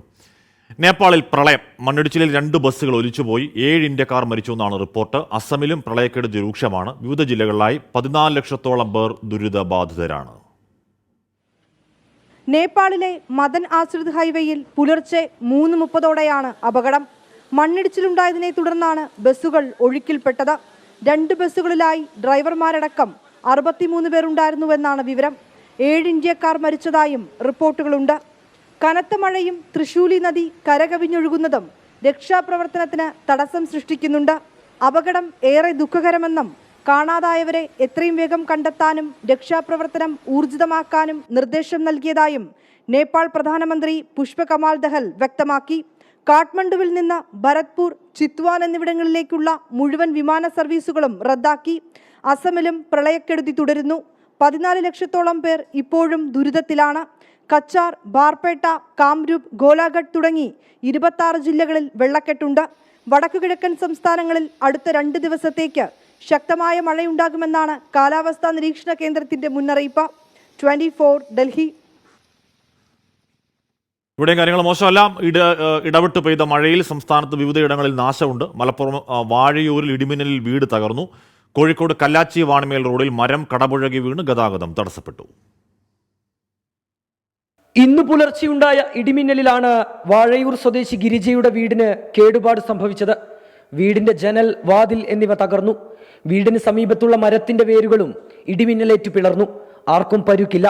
പുലർച്ചെ മുതൽ പെയ്ത കനത്ത മഴയിലാണ് കോഴിക്കോട് കല്ലാച്ചി വാണിമേൽ റോഡിൽ തെങ്ങുകൾ ഉൾപ്പെടെ കടപുഴകി വീണത്. സ്കൂൾ ബസ്സുകളടക്കം കടന്നുപോകുമ്പോഴായിരുന്നു അപകടം. ഏറെ നേരം തടസ്സപ്പെട്ട ഗതാഗതം പേരാമ്പ്രയിൽ നിന്ന് അഗ്നിരക്ഷാസേനയെത്തി പുനഃസ്ഥാപിച്ചു. 24 കോഴിക്കോട്. സാബു കുമാർ നേരത്തെ ചോദിച്ചായിരുന്നു, ആംബുലൻസ് തടഞ്ഞ കേസ് ഒത്തുതീർപ്പായെന്ന് വാർത്ത പറഞ്ഞു, രോഗിയെപ്പറ്റി ഒന്നും പറഞ്ഞില്ല എന്ന് പറഞ്ഞാൽ ആംബുലൻസ് ഡ്രൈവർ ആ പരാതി പിൻവലിച്ചു എന്നാണ് അറിയുന്നത്. എന്താണ് ഒത്തുതീർപ്പിന് കാരണം എന്ന് പോലീസ് പറയുന്നുമില്ല. ചിലപ്പോൾ പേടിയുണ്ടാവില്ല, ചിലപ്പോൾ അതൊക്കെ ആവാം കാരണം. ഇതാ ഒരു പ്രേക്ഷകൻ താഴ്ച നാരായണൻകുട്ടി, ആംബുലൻസ് ഒക്കെ തടയുന്നത് ശുദ്ധ തെമ്മാടിത്തരല്ലേ ആഷ്മി? നാരായണൻകുട്ടി ചേട്ടാ ചോദിക്കാനുണ്ടോ? മര്യാദയോടല്ലേ? തിരികെത്താം ഇടവേളയ്ക്ക് ശേഷം. വെൽക്കം ബാക്ക് പ്രിയപ്പെട്ട പ്രേക്ഷകരെ. ബഷീർ ടി കെ പറയുന്നു, ഈ പ്രാവശ്യം മഴയ്ക്ക് ഇടവേള കാണാനില്ല ആഷ്മി എന്ന് പറയുകയാണ്. ഉള്ളതാണ്. സംസ്ഥാനത്ത് വീണ്ടും കാലവർഷം സജീവമാവുകയാണ്. സംസ്ഥാനത്ത് അടുത്ത 5 ദിവസം ശക്തമായ മഴയ്ക്കാണ് സാധ്യത. വടക്കൻ കേരളത്തിൽ മഴ കനക്കുമെന്നാണ് മുന്നറിയിപ്പ്. അപ്പോൾ മഴയ്ക്കിടവേളയില്ല. പോലീസ് ജീപ്പ് ഇടിച്ച് യുവതിക്ക് പരിക്കേറ്റ കേസിൽ അട്ടിമറി. അപകടത്തിൽ നട്ടലിന് ഗുരുതരമായി പരിക്കേറ്റ ചേലക്കര സ്വദേശി രജനിയുടെ പരാതിയിൽ കേസെടുക്കാത്ത പോലീസ് യുവതിക്കെതിരെ കേസെടുത്തു. സംഭവത്തിൽ മുഖ്യമന്ത്രിക്ക് ഉൾപ്പെടെ പരാതി നൽകിയിട്ടും നീതി ലഭിച്ചില്ല എന്ന് യുവതി 24 പറഞ്ഞു.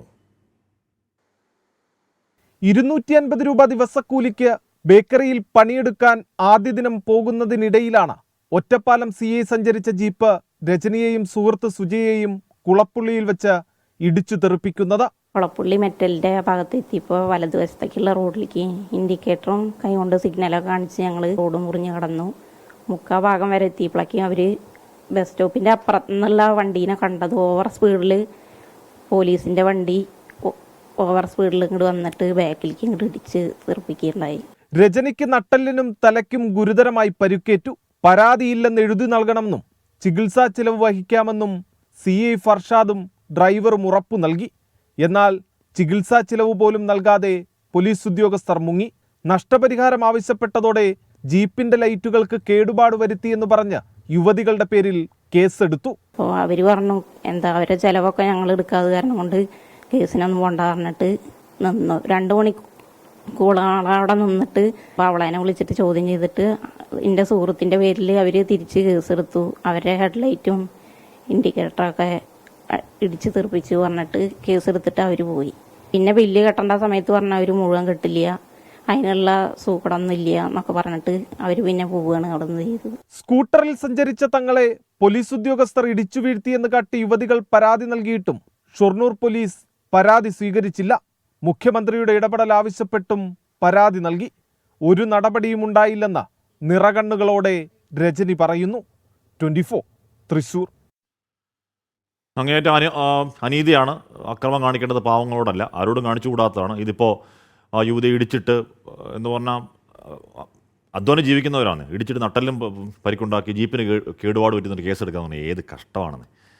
മലപ്പുറം തിരൂരങ്ങാടി സബ് RT ഓഫീസിന് കീഴിൽ വ്യാജ RCകൾ നിർമ്മിച്ച സംഭവത്തിൽ 3 പേർ അറസ്റ്റിൽ. RCയിൽ കൃത്രിമം നടത്താൻ RT ഓഫീസിലെ ഉദ്യോഗസ്ഥരുടെ സഹായം കിട്ടിയെന്ന് പ്രതികൾ പോലീസിന് മൊഴി നൽകി. 24 ആണ് ഈ വാർത്ത പുറത്തു കൊണ്ടുവന്നത്.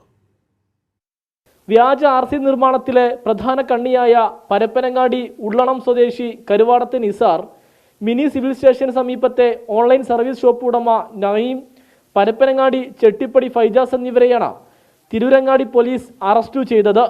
നിസാറിൽ നിന്നും വാഹനവും പോലീസ് പിടിച്ചെടുത്തു.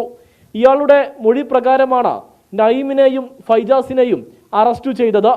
ഇവരുടെ ചമ്മാട്ടെയും ചെട്ടിപ്പടിയിലെയും കടകൾ പോലീസ് അടച്ചുപൂട്ടി. വ്യാജ RC നിർമ്മാണത്തിനായി ഉപയോഗിച്ച കമ്പ്യൂട്ടർ ഹാർഡ് ഡിസ്ക്, സ്കാനർ, പ്രിന്ററുകളും മറ്റു രേഖകളും പിടിച്ചെടുത്തു. താനൂർ DYSP VV ബെന്നിയുടെ നേതൃത്വത്തിൽ ഇവരുടെ കടകളിൽ പോലീസ് ഇന്നലെ റെയ്ഡ് നടത്തിയിരുന്നു. നഈം, ഫൈജാസ് എന്നിവരുടെ സഹായത്തോടെ നിസാറാണ് RCയിൽ കൃത്രിമം കാണിച്ചത് എന്ന പോലീസ് കണ്ടെത്തി. തട്ടിപ്പിന് തിരൂരങ്ങാടി സബ് RT ഓഫീസിൽ നിന്ന് സഹായം ലഭിച്ചു എന്ന നിസാർ പോലീസിന് മൊഴി നൽകി. വരും ദിവസങ്ങളിൽ കേസിലെ ഉദ്യോഗസ്ഥരുടെ പങ്കും പുറത്തുവരും. തട്ടിപ്പിന് ഒത്താശ ചെയ്ത ഉദ്യോഗസ്ഥരെ അറസ്റ്റ് ചെയ്യണമെന്ന് യൂത്ത് ലീഗ് ആവശ്യപ്പെട്ടു. സമീർ ബിൻ കരീം, 24 തിരൂർ. അതിനിടയിൽ ആവശ്യത്തിന് യാത്രക്കാരില്ലാത്തതിനാൽ കോഴിക്കോട് നിന്ന് ബംഗളൂരുവിലേക്കുള്ള നവകേരള ബസ്സിന്റെ സർവീസ് പ്രതിസന്ധിയിലാണ്. കഴിഞ്ഞ 2 ദിവസം ബസ് സർവീസ് നടത്തിയില്ല. വിവാദമായതോടെ 11 യാത്രക്കാരുമായി ഇന്ന് ബസ് വീണ്ടും സർവീസ് തുടങ്ങി. നിറയെ യാത്രക്കാരുമായി വലിയ സ്വീകാര്യതയോടെ സർവീസ് ആരംഭിച്ച നവകേരള ബസിന്റെ യാത്രയാണ് ഒടുവിൽ പ്രതിസന്ധിയിലാകുന്നത്. ഒരു ദിവസം 20,000 രൂപയുടെ ഡീസലാണ് വേണ്ടത്. തൊഴിലാളികൾക്ക് വേതനം നൽകുന്നതുൾപ്പെടെ പരമാവധി 30,000-നടുത്ത് ചെലവുണ്ട്. കഴിഞ്ഞ ദിവസങ്ങളിൽ ടിക്കറ്റ് ഇനത്തിൽ ലഭിച്ചതാകട്ടെ പരമാവധി 15,000 രൂപ മാത്രം. 10-ൽ താഴെ റിസർവേഷൻ ഉള്ളതിനാൽ ബുധനും വ്യാഴവും ബസ് ഓടിച്ചില്ല. വിവാദമായതോടെ 10ഓളം യാത്രക്കാരുമായി നഷ്ടം സഹിച്ച് ഇന്ന് ബംഗളൂരുവിലേക്ക് ബസ് പുറപ്പെട്ടു. 26 സീറ്റുള്ള ബസ്സിൽ കോഴിക്കോടേക്ക് 11 പേരാണ് ബംഗളൂരുവിൽ നിന്നും ബുക്ക് ചെയ്തിരിക്കുന്നത്. സമയം പുനഃക്രമീകരിക്കണമെന്ന ആവശ്യം അധികൃതർ പരിഗണിക്കുന്നില്ലെന്നാണ് ആരോപണം. കോഴിക്കോട് നിന്നും 2 മണിക്കൂർ വൈകി രാവിലെ 6 മണിക്കും ബംഗളൂരുവിൽ നിന്നും 1.5 മണിക്കൂർ വൈകി വൈകിട്ട് 4 മണിക്കും സർവീസ് ആരംഭിച്ചാൽ പ്രതിസന്ധി പരിഹരിക്കാമെന്നാണ് ജീവനക്കാരും യാത്രക്കാരും പറയുന്നത്. 24 കോഴിക്കോട്.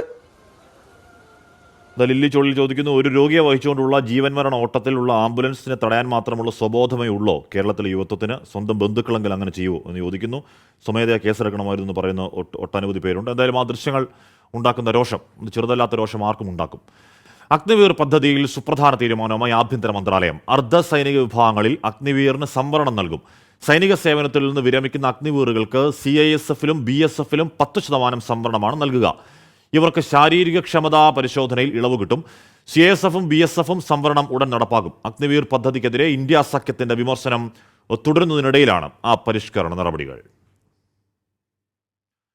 ലഡാക്കിൽ സൈനിക ഉപകരണങ്ങൾ അറ്റകുറ്റപ്പണി നടത്തുന്നതിനിടയിൽ ഉണ്ടായ അപകടത്തിൽ 2 സൈനികർ മരിച്ചു. തന്ത്രപ്രധാന ഉപകരണങ്ങൾ അറ്റകുറ്റപ്പണി നടത്തുന്നതിനിടെ ഒരു ഘടകം പൊട്ടിത്തെറിക്കുകയായിരുന്നുവെന്ന് സൈന്യം അറിയിച്ചു. അപകടത്തിൽ ക്രാഫ്റ്റ്മാൻ ശങ്കർറാവു ഗൊട്ടാപ്പു സംഭവസ്ഥലത്ത് തന്നെ മരിച്ചു. ഗുരുതരമായി പരിക്കേറ്റ ഹവിൽദാർ ഷാനവാസ് അഹമ്മദ് ഭട്ടിനെ ആശുപത്രിയിൽ പ്രവേശിപ്പിച്ചെങ്കിലും ജീവൻ രക്ഷിക്കാനായില്ല എന്നും സൈന്യം അറിയിക്കുകയാണ്. സംസ്ഥാനത്തെ റേഷൻ കടകൾ വഴിയുള്ള മണ്ണെണ്ണ വിതരണം പരിമിതപ്പെടുത്തുന്നു. ഒരു പഞ്ചായത്തിലെ 2 റേഷൻ കടയിൽ നിന്ന് മാത്രമേ ഇനിയും മണ്ണെണ്ണ വിതരണം ചെയ്യൂ. ഇത് സംബന്ധിച്ച പൊതുവിതരണ ഉപഭോക്തൃകാര്യ കമ്മീഷൻ നിർദ്ദേശം നൽകി. എന്നാൽ മണ്ണെണ്ണ വിതരണം ഏറ്റെടുക്കില്ല എന്നറിയിക്കുകയാണ് റേഷൻ ഡീലേഴ്സ് കോഓർഡിനേഷൻ സമിതി. മണ്ണെണ്ണ വിതരണത്തിലെ പ്രതിസന്ധി ഒഴിവാക്കാനാണ് വിതരണം പരിമിതപ്പെടുത്തുന്നതെന്നാണ് സർക്കാർ വാദം. ഒരു പഞ്ചായത്തിലെ 2 റേഷൻ കടകൾ വഴി മാത്രം മണ്ണെണ്ണ വിതരണം ചെയ്താൽ മതിയെന്ന പൊതുവിതരണ ഉപഭോക്തൃകാര്യ കമ്മീഷണർ നിർദ്ദേശം നൽകി. 3 മാസത്തിലൊരിക്കൽ മാത്രം മഞ്ഞ, പിങ്ക് റേഷൻ കാർഡ് ഉടമകൾക്ക് ഈ കടകൾ വഴി മണ്ണെണ്ണ വിതരണം ചെയ്യും. ഇതാണ് റേഷൻ വ്യാപാരികളുടെ പ്രതിഷേധത്തിന് ഇടയാക്കുന്നത്. റേഷൻ വിതരണത്തെ മൊത്തത്തിൽ തകർക്കുന്നതാണ് ഉത്തരവെന്ന് റേഷൻ വ്യാപാരികൾ ആരോപിക്കുന്നു. 1-2 കടകളിലൂടെ മാത്രം മണ്ണെണ്ണ വിതരണം ചെയ്താൽ പോർട്ടബിലിറ്റി സംവിധാനമുള്ളതുകൊണ്ട് ഈ കടകളിൽ നിന്ന് തന്നെ റേഷൻ സാധനങ്ങൾ വാങ്ങും. മറ്റ് റേഷൻ കടകളിൽ വിതരണം കുറയുകയും ചെയ്യും. മണ്ണെണ്ണ വിതരണം ഏറ്റെടുക്കാനാകില്ലെന്ന് റേഷൻ ഡീലേഴ്സ് കോർഡിനേഷൻ സമിതി സർക്കാരിനെ രേഖാമൂലം അറിയിച്ചു. റേഷൻ വ്യാപാരികളുമായി കൂടിയാലോചിച്ച് ബദൽ മാർഗങ്ങൾ കണ്ടെത്തണമെന്നാണ് ആവശ്യം. സർക്കാർ തീരുമാനത്തിനെതിരെ AITUC-യും രംഗത്ത് വന്നിട്ടുണ്ട്. റേഷൻ കടകളെ 2 തട്ടിലാക്കുന്നതാണ് ഉത്തരവെന്ന് AITUC ആരോപിക്കുന്നു. കേന്ദ്ര സർക്കാർ മണ്ണെണ്ണ വിഹിതത്തിൽ വരുത്തിയ കുറവ് സംസ്ഥാനത്തിന് വലിയ തിരിച്ചടിയായിട്ടുണ്ട്. 24 തിരുവനന്തപുരം. ദേശീയപാതയിൽ അരൂർ തുറവൂർ ഉയരപ്പാതയുടെ നിർമ്മാണ മേഖലയിലെ യാത്രാ ദുരിതം പരിഹരിക്കാൻ ഗതാഗത ക്രമീകരണം നടത്തിയതായി ആലപ്പുഴ ജില്ലാ കളക്ടർ അലക്സ് വർഗീസ്. വാഹനങ്ങൾ വഴിതിരിച്ചു വിട്ടാണ് ആദ്യഘട്ടത്തിൽ ക്രമീകരണം ഒരുക്കുന്നത്. യാത്രാക്ലേശം പരിഹരിക്കാൻ നടപടികൾ വേണമെന്ന ഹൈക്കോടതി നിർദ്ദേശപ്രകാരമാണ് കളക്ടറുടെ നടപടി. അരൂർ തുറവൂർ ദേശീയപാതയിലെ യാത്രാ ദുരിതം പരിഹരിക്കാൻ ബന്ധപ്പെട്ട കക്ഷികളുടെ യോഗം ഉടൻ വിളിക്കാനാണ് ഹൈക്കോടതി കളക്ടർക്ക് നിർദ്ദേശം നൽകിയത്. ആദ്യഘട്ടത്തിൽ വാഹനങ്ങൾ വഴിതിരിച്ചു വിട്ട് ക്രമീകരണം ഒരുക്കാനാണ് നടപടികൾ ആരംഭിച്ചത്. തൃശ്ശൂരിൽ നിന്ന് വരുന്ന വണ്ടികൾ നമ്മൾ അങ്കമാലിയിൽ നിന്ന് തിരിഞ്ഞ് MC റോഡ് വഴി തിരുവനന്തപുരം ഭാഗത്തേക്ക് പോകാനും അതോടൊപ്പം തന്നെ എറണാകുളത്ത് വരുന്ന വണ്ടികൾ കുണ്ടന്നൂർ തൃപ്പൂണിത്തുറ വഴി തിരിഞ്ഞ് പോകാനുള്ള ക്രമീകരണം ചെയ്തിട്ടുണ്ട്. ശേഷം ഏതെങ്കിലും കാരണവശാൽ വണ്ടികൾ കടന്നു വരുവാണെങ്കിൽ നമ്മൾ കുമ്പളം ടോൾ പ്ലാസയിൽ തിരിഞ്ഞ് പോകാനുള്ള ക്രമീകരണം ചെയ്യുന്നുണ്ട്. അപ്പോൾ നമുക്ക് അതുപോലെ തന്നെ തെക്കുന്ന് വരുന്ന വണ്ടികളൊക്കെ തന്നെ നമ്മൾ അമ്പലപ്പുഴ പോയിന്റിൽ നിന്ന് കവർ ചെയ്ത് അവിടുന്ന് തിരിഞ്ഞ് തിരുവല്ല വഴി പോകാനുള്ള ക്രമീകരണം ചെയ്തിരിക്കുന്നത്. വലിയ വാഹനങ്ങൾ അരൂർ തുറവൂർ ദേശീയപാത വഴി വരാൻ അനുവദിക്കില്ല. ദേശീയപാതയ്ക്ക് കിഴക്കും പടിഞ്ഞാറുമായി സമാന്തര റോഡിലൂടെ വാഹനങ്ങൾ കടത്തിവിടും. ഇതിനായി ഗതാഗത കുരുക്കുണ്ടാകാതെ റെയിൽവേ ഗേറ്റിലടക്കം ക്രമീകരണങ്ങൾ ഏർപ്പെടുത്തും. ആവറേജ് ഒരു 15 മിനിറ്റ് നേരമാണ് നമുക്കിവിടെ ട്രെയിനിൻ്റെ ബ്ലോക്ക് ആവുന്നത്. അപ്പോൾ നമുക്ക് 1000-ഓളം വെഹിക്കിൾസ് നമ്മുടെ റോഡിൽ ബ്ലോക്ക് ആകുന്ന സാധ്യതയുണ്ട്. അപ്പോൾ നമ്മൾ 2 കാര്യങ്ങൾ ചെയ്തിരിക്കുന്നത്, വലിയ ട്രാഫിക് വലിയ വണ്ടികളൊക്കെ തന്നെ മെയിനായിട്ട് നമുക്ക് ഈ ഡൈവേർഷൻ റോഡിലൂടെയും ചെറിയ വണ്ടികൾ നമ്മുടെ നിലവിലെ എക്സിസ്റ്റിംഗ് NH കൂടി വിടാനുള്ള. ശനി ഞായർ ദിവസങ്ങളിൽ റോഡ് അടച്ചിട്ട് മറുഭാഗത്തെ കുഴികൾ കൂടി കോൺക്രീറ്റ് ചെയ്ത് അടയ്ക്കും. ഓടകൾ നിർമ്മിക്കാൻ റോഡ് അടച്ചിടേണ്ടി വരും. മേൽപ്പാത നിർമ്മാണം കഴിഞ്ഞ ശേഷം മാത്രമേ ഓട നിർമ്മിക്കാനാകൂ. 2 തവണ സ്ഥലം സന്ദർശിച്ചുവെന്നും വരും ദിവസങ്ങളിൽ വീണ്ടും സന്ദർശനം നടത്തി വേണ്ട മാറ്റങ്ങൾ വരുത്തുമെന്നും വിവരങ്ങൾ അപ്പോൾ ഹൈക്കോടതിയെ അറിയിക്കുന്നുണ്ടെന്നും ജില്ലാ കളക്ടർ 24-നോട് പറഞ്ഞു. 24 ആലപ്പുഴ. പ്രേക്ഷകർ അറിയേണ്ടത്, കൊച്ചി കുണ്ടന്നൂർ തേവര പാലം അറ്റകുറ്റപ്പണികൾക്ക് ഇന്ന് രാത്രിയാണ് അടയ്ക്കുന്നത്. രാത്രി 11 മണിക്ക് അടയ്ക്കുന്ന പാലം തിങ്കളാഴ്ച രാവിലെയാകും തുറക്കുക. പശ്ചിമ കൊച്ചി ഭാഗത്തു നിന്നും കുണ്ടന്നൂർ ഭാഗത്തേക്ക് പോകേണ്ട വാഹനങ്ങൾ വെണ്ടുരുത്തി പാലം വഴി MG റോഡിലേക്കും, ഇടക്കൊച്ചി ഭാഗത്ത് നിന്ന് കുണ്ടന്നൂർ ഭാഗത്തേക്ക് പോകേണ്ട വാഹനങ്ങൾ കണ്ണങ്ങാട്ട് പാലം വഴി തിരിച്ചുവിടും. കഴിഞ്ഞ ചൊവ്വാഴ്ച മുതൽ പാലം അടച്ചിട്ട് അറ്റകുറ്റപ്പണി നടത്താനായിരുന്നു നേരത്തെയുള്ള പ്ലാൻ. മഴയെ തുടർന്നത് മാറ്റിവെക്കുകയായിരുന്നു. മഹാരാഷ്ട്രയിൽ നിർണായകമായ നിയമസഭാ കൗൺസിൽ തെരഞ്ഞെടുപ്പ് തുടങ്ങി. 2 പേരെ ജയിപ്പിക്കാനുള്ള അംഗബലമുള്ള കോൺഗ്രസ് സഖ്യം 3 പേരെയാണ് മത്സരരംഗത്തിറക്കിയത്. കൂറുമാറ്റത്തിനുള്ള സാധ്യത ഒഴിവാക്കാൻ പാർട്ടികൾ MLA-മാരെ റിസോർട്ടുകളിലേക്ക് മാറ്റിയിരുന്നു. 2022 ശിവസേനയുടെ പിളർപ്പിലേക്ക് വഴിവെച്ചതാണ് മഹാരാഷ്ട്രയിലെ നിയമസഭാ കൗൺസിൽ തെരഞ്ഞെടുപ്പിന്റെ ഒടുവിലെ ചരിത്രം. അന്ന് 6 പേരെ ജയിപ്പിക്കാനാകുമായിരുന്നെങ്കിലും കോൺഗ്രസ് സഖ്യത്തിൽ നിന്ന് ജയിച്ചത് 5 പേർ. ശിവസേനയിൽ അന്ന് കൂറുമാറി വോട്ട് ചെയ്ത ഷിൻഡെ വിഭാഗമായിരുന്നു തോൽവിക്ക് കാരണം. പിന്നീട് ശിവസേനയെ പിളർത്തി ഷിൻഡെ അധികാരം പിടിച്ചു. ഇത്തവണയും കൂറുമാറ്റം ഭയക്കുന്നുണ്ട് 2 മുന്നണികളും. അതുകൊണ്ടാണ് എല്ലാ പാർട്ടികളും MLA-മാരെ പഞ്ചനക്ഷത്ര ഹോട്ടലുകളിലേക്ക് കഴിഞ്ഞ ദിവസം തന്നെ മാറ്റിയത്. 11 ഒഴിവുകളിലേക്കാണ് ഇന്നത്തെ തെരഞ്ഞെടുപ്പ്. ഒരു സ്ഥാനാർത്ഥിയെ വിജയിപ്പിക്കാൻ 23 MLA-മാരുടെ വോട്ടുകളാണ് വേണ്ടത്. നിലവിലെ അംഗബലം അനുസരിച്ച് 2 പേരെ ജയിപ്പിക്കാനാകുമെങ്കിലും 3 പേരെയാണ് കോൺഗ്രസ് സഖ്യം മത്സരിപ്പിക്കുന്നത്. മറുവശത്ത് ജയസാധ്യതയുള്ള 9 പേരെ മാത്രമാണ് BJP സഖ്യം നിർത്തിയത്. കോൺഗ്രസ് സഖ്യത്തിലെ മൂന്നാമൻ ജയിച്ചാൽ അത് സംസ്ഥാന രാഷ്ട്രീയത്തിൽ വലിയ മാറ്റങ്ങൾ ഉണ്ടാക്കും. NCP അജിത് പവാർ വിഭാഗത്തിലെയും ശിവസേന ഷിൻഡെ വിഭാഗത്തിലെയും അതൃപ്തി തിരിച്ചടിക്കുമോ എന്ന് BJPയും ഭയക്കുന്നു. വൈകിട്ട് 5 മണിയോടെ തുടങ്ങുന്ന വോട്ടെണ്ണൽ ചിത്രം വ്യക്തമാക്കും. മുംബൈയിൽ നിന്നും ശ്രീനാഥ് ചന്ദ്രൻ, 24. എന്തായാലും വരാൻ പോകുന്ന മഹാരാഷ്ട്ര നിയമസഭാ തെരഞ്ഞെടുപ്പിലേക്ക് അടക്കം നയിച്ചേക്കാവുന്ന ചില നിർണായക ദിശാസൂചികൾ ആ ഇലക്ഷൻ ഫലത്തിൽ നിന്ന് വരും. അത് രാഷ്ട്രീയ ആകാംക്ഷയാണ്. ഇപ്പോൾ വരുന്ന പ്രധാനപ്പെട്ട വാർത്ത, പന്തീരാങ്കാവ് കേസിൽ കുറ്റപത്രം സമർപ്പിച്ചു എന്നുള്ളതാണ്. അന്വേഷണ ഉദ്യോഗസ്ഥൻ ഷാജു കെ എബ്രഹാമാണ് സമർപ്പിച്ചത്. 5 വകുപ്പുകൾ ചുമത്തിയാണ് കുറ്റപത്രം. 5 പേർ പ്രതികളാണ് എന്ന് പറഞ്ഞാൽ അതിലെ പ്രധാന പരാതിക്കാരിയാവേണ്ട ആൾ പിന്നീട് രാത്രി പകൽ എന്ന് പറയും മട്ടിൽ മലക്കമറിയുന്നതും ഒക്കെ കാഴ്ച നമ്മൾ കണ്ടതാണ്. അപ്പോൾ അതിൻ്റെ ഈ കുറ്റപത്രത്തിൻ്റെ മുന്നോട്ടുള്ള വഴിയിലെ നിയമയാത്ര എങ്ങനെയായിരിക്കും എന്നുള്ളതും ആകാംക്ഷയാണ് കേട്ടോ. സംസ്ഥാനത്തെ അടുത്ത 5 ദിവസം ശക്തമായ മഴയ്ക്കാണ് സാധ്യത. വടക്കൻ കേരളത്തിൽ മഴ കനക്കുമെന്നാണ് മുന്നറിയിപ്പ്. തിരുവനന്തപുരം, കൊല്ലം, പാലക്കാട്, വയനാട് ഒഴികെയുള്ള 10 ജില്ലകളിൽ നിന്ന് യെല്ലോ അലർട്ട് പ്രഖ്യാപിച്ചു. അലക്സ് റാമുഹമ്മദ് ചേരുന്നു. അലക്സ്, ഇടവിട്ടുള്ള മഴ എന്നതിൽ നിന്ന് അത്യാവശ്യം കനപ്പെട്ട മഴയിലേക്ക് കാര്യങ്ങൾ പോവുക അല്ലേ? ഹാഷ്മി, തീർച്ചയായും സംസ്ഥാനത്ത് ഒരു ഇടവേളയ്ക്ക് ശേഷം കാലവർഷം വീണ്ടും സജീവമാകുന്നു എന്നുള്ളതാണ് ഏറ്റവും പ്രധാനപ്പെട്ട കാര്യം. കേന്ദ്ര കാലാവസ്ഥാ വകുപ്പ് ആ തരത്തിലുള്ള മുന്നറിയിപ്പാണ് നൽകുന്നത്. അടുത്ത 5 ദിവസം സംസ്ഥാനത്ത് ശക്തമായ മഴയ്ക്കുള്ള സാധ്യത പ്രവചിക്കുന്നുണ്ട്. പ്രത്യേകിച്ച് വടക്കൻ കേരളത്തിൽ നാളെ മുതൽ കനത്ത മഴയ്ക്ക് സാധ്യതയുണ്ടെന്നുള്ള പ്രവചനവും കേന്ദ്ര കാലാവസ്ഥാ വകുപ്പ് നൽകുന്നുണ്ട്. തിരുവനന്തപുരം, കൊല്ലം, പാലക്കാട്, വയനാട് ഒഴികെയുള്ള 10 ജില്ലകളിൽ ഇന്ന് യെല്ലോ അലർട്ട് പ്രഖ്യാപിച്ചിട്ടുണ്ട്. അതായത് ശക്തമായ മഴയ്ക്കുള്ള സാധ്യത ഇന്ന് 10 ജില്ലകളിൽ ഉണ്ട് എന്നാണ് കേന്ദ്ര കാലാവസ്ഥാ വകുപ്പ് അറിയിക്കുന്നത്. കോഴിക്കോട്, കണ്ണൂർ, കാസർഗോഡ് ജില്ലകളിൽ നാളെ ഓറഞ്ച് മുന്നറിയിപ്പ് നൽകിയിട്ടുണ്ട്. അതായത് അതിശക്തമായ മഴയ്ക്കുള്ള സാധ്യത വടക്കൻ കേരളത്തിലെ വിവിധ ജില്ലകളിൽ ഉണ്ട്. കണ്ണൂർ, കാസർഗോഡ് ജില്ലകളിൽ നാളെ ഓറഞ്ച് മുന്നറിയിപ്പ്, മറ്റന്നാളും ഓറഞ്ച് മുന്നറിയിപ്പ് നിലനിൽക്കുന്നു എന്നുള്ളതാണ് ഏറ്റവും പ്രധാനപ്പെട്ട കാര്യം. അതങ്ങനെ അടുത്ത 5 ദിവസം കൂടി തുടരുമെന്ന് കേന്ദ്ര കാലാവസ്ഥാ വകുപ്പ് അറിയിക്കുന്നുണ്ട്. മലയോര മേഖലയിൽ ജാഗ്രത വേണം. മഴയ്ക്കൊപ്പം ശക്തമായ കാറ്റിനും ഇടിമിന്നലിനും സാധ്യതയുണ്ട്. പൊതുജനങ്ങൾ ജാഗ്രത പാലിക്കണമെന്ന് ദുരന്ത നിവാരണ അതോറിറ്റി അറിയിക്കുന്നുണ്ട്. ഈ MGO പ്രതിഭാസം, അതായത് ആഗോള മഴപ്പാത്തി പ്രതിഭാസത്തിന്റെ ഭാഗമായി ഈ പശ്ചിമ പസഫിക്കിലും തെക്കൻ ചൈനാക്കടലിലും അതുപോലെ ബംഗാൾ ഉൾക്കടലിലും ഒക്കെ ചക്രവാത ചുഴികളും ന്യൂനമർദ്ദവും ഒക്കെ രൂപപ്പെടാനുള്ള സാധ്യത ഈ സീസണിൽ കൂടുതലാണ് എന്നാണ് കാലാവസ്ഥാ നിരീക്ഷണ കേന്ദ്രം പറയുന്നത്. ഇതിന്റെ ഭാഗമായി ന്യൂനമർദ്ദ പാത്തികളും അതുപോലെ കേരള തീരത്ത് ഈ തെക്കു പടിഞ്ഞാറൻ കാറ്റ്, മൺസൂൺ കാറ്റ് ശക്തി പ്രാപിക്കുന്നതുമാണ് ഈ ദിവസങ്ങളിൽ കാലവർഷം സജീവമാകാൻ കാരണമെന്നാണ് കേന്ദ്ര കാലാവസ്ഥാ വകുപ്പ് പറയുന്നത്.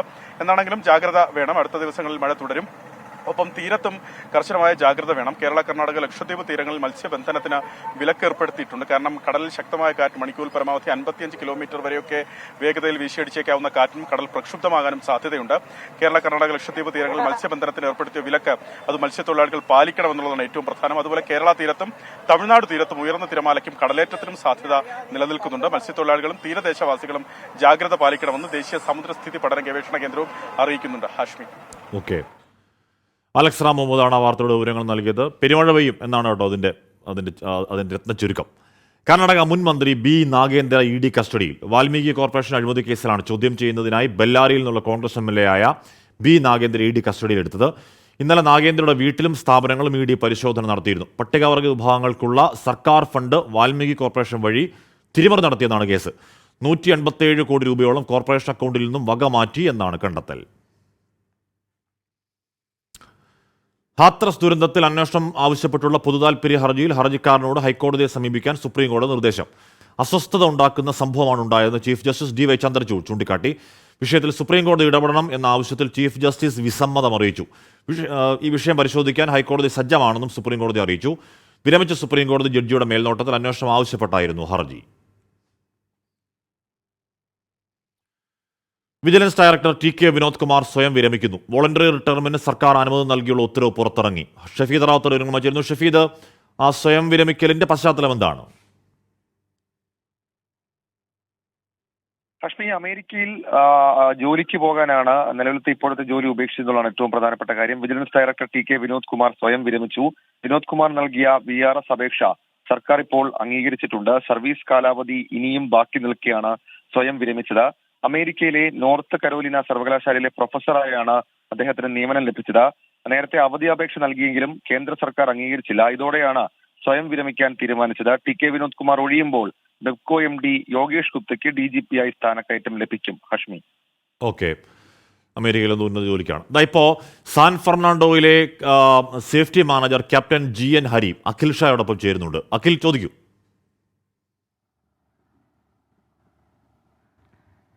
ഹഷ്മി, എന്നോടൊപ്പം ഉള്ളത് നമുക്കറിയുന്നത് പോലെ തന്നെ സാൻ ഫെർണാണ്ടോ കഴിഞ്ഞ ദിവസമാണ് നമ്മുടെ വിഴിഞ്ഞം തുറമുഖത്ത് നങ്കൂരമിട്ടത്. അതിലെ സേഫ്റ്റി മാനേജർ ക്യാപ്റ്റൻ GN ഹരിയാണ് നമ്മളോടൊപ്പം ഉള്ളത്. നമസ്കാരം സാർ. നമ്മുടെ നാട്ടിലേക്ക് ഒരു കപ്പൽ എത്തിയിരിക്കുകയാണ്, എന്ത് തോന്നുന്നു? ഒരു ഡ്രീം കം ട്രൂ, ഒരു ജീവിത സാഫല്യം. 32 വർഷമായിട്ട് ഇതിനു വേണ്ടി കഷ്ടപ്പെട്ടു. ഇതിൻ്റെ ആദ്യത്തെ സ്റ്റഡീസിലൊക്കെ എൻ്റെ ഫസ്റ്റ് അക്കാഡമിക്സിനകത്ത് ഉൾപ്പെട്ട പ്രോജക്റ്റായിരുന്നു അത്. അപ്പോൾ ഇത്രയും ഇൻഫർമേഷനൊന്നുമില്ല. ആ ഇൻഫർമേഷൻ ഇന്നും ചാർട്ടിലേ ഉള്ളൂ, ഇപ്പോഴും നാവിഗേഷൻ ചാർട്ടിലേ ഉള്ളൂ. കാര്യം മെയിൻ ചാർട്ടിലൊന്നും ഇൻഫർമേഷൻ വന്നിട്ടില്ല. അത് വെച്ച് നോക്കുമ്പോൾ ഞാൻ എഴുതിയ ആ പ്രോജക്റ്റ് അതേപടി ഗവൺമെൻറ് ഓഫ് ഇന്ത്യക്ക് സബ്മിറ്റ് ചെയ്യാൻ കൊടുത്തതാണ് എൻ്റെ പരീക്ഷയുടെ ഭാഗമായിട്ട്. അത് തിരിച്ചു കിട്ടിയപ്പോഴത്തേക്കും അത് ഇവിടെ ഉപയോഗിക്കാനായിട്ട് ഇവിടെ ഈ റിസർച്ച് ചെയ്യുന്ന ആൾക്കാർക്ക് കൊടുത്തു. അതിൽ ഞാൻ അന്ന് എഴുതിയതിനകത്ത് വല്ലാത്ത വ്യത്യാസമൊന്നും വന്നിട്ടില്ല. പക്ഷെ എന്തിലും ഞാനൊരു എക്സ്പെർട്ടല്ല അതിനകത്ത്. അപ്പോൾ വലിയ സന്തോഷമുണ്ട്. വലിയൊരു തുറമുഖമായി വിഴിഞ്ഞം മാറുകയാണ്. നാട്ടിൽ ഇത്രയും വലിയൊരു തുറമുഖം ഉണ്ടാകുമ്പോൾ ഒരു സേഫ്റ്റി മാനേജർ കൂടിയാണല്ലോ, എന്താണ്? അതെ, വലിയ തുറമുഖം എന്ന് പറഞ്ഞാൽ ആഴത്തിൻ്റെ കാര്യത്തിൽ വലിയ തുറമുഖമാണ്. നമുക്കിവിടെ 5 കണ്ടെയ്നർ ബർത്തുകളാണ് വരുന്നത്. ഇവിടെ 2 റെഡി ആയിട്ടുണ്ട്. ഇത് മാത്രമേ ഇപ്പോൾ റെഡി ആയിട്ടുള്ളൂ. ഈ നമ്മുടെ പുറകെ കാണുന്ന കണ്ടെയ്നർ ബർത്ത് ഇപ്പോഴും റെഡി ആയിട്ടില്ല. ഇനി എൻ്റെ അറിവിൽ ഇവിടെ നിന്ന് ഈ ടോട്ടൽ നീളം 2000 മീറ്ററാണ് ഇവരുടെ ഫേസ് 3 പ്രോജക്റ്റ്. അതുകൂടായി ഇവിടുത്തെ ഈ സ്റ്റോറേജ് യാർഡൊക്കെ റെഡി ആയിട്ട് വരും.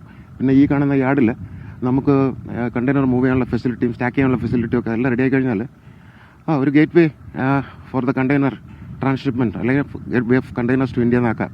ഇപ്പോൾ വന്ന കപ്പലിൻ്റെ പ്രത്യേകതകൾ നമുക്ക് ഏറ്റവും എടുത്ത് പറയാൻ വിഴിഞ്ഞത്തേക്ക് വന്ന കപ്പലിൻ്റെ ഏറ്റവും എടുത്ത് പറയാവുന്ന ഏറ്റവും അടുത്ത് അത് അങ്ങനെ പ്രത്യേകതയൊന്നുമില്ല.